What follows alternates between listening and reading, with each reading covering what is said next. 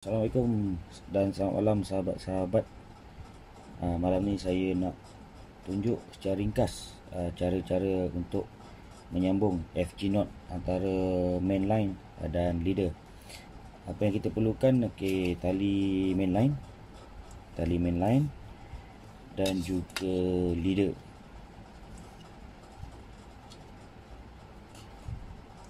Ni mainline yang saya dah potong dan juga tali leader.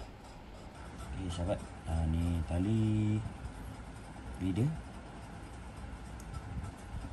dan tali mainline.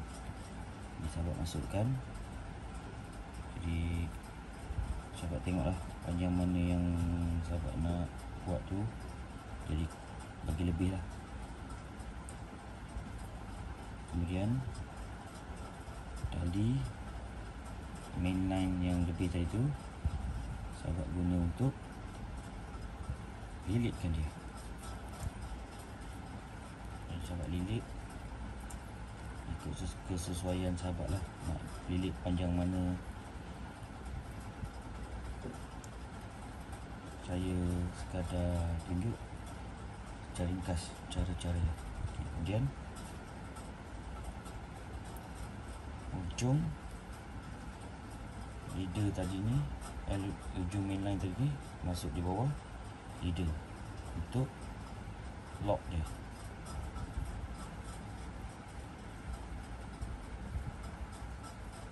Dan seterusnya sahabat tarik sampai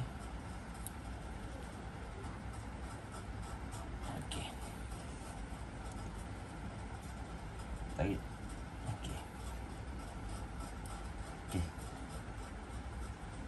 Dia sudah bersambung.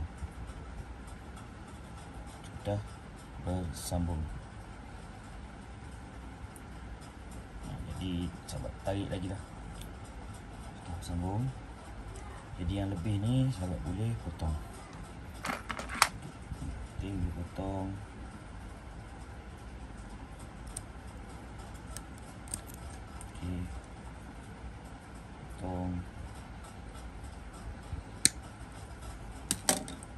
Sudah potong. Beginilah hasilnya.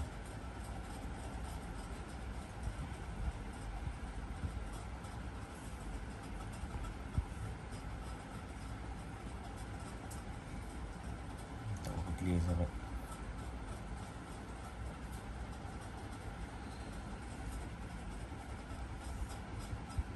Saya cuba zoom. Okey sahabat. Begitulah secara ringkas dia sambungan FG Note.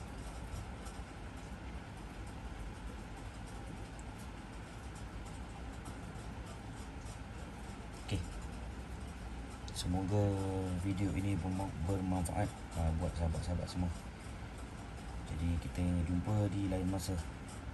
Assalamualaikum dan terima kasih.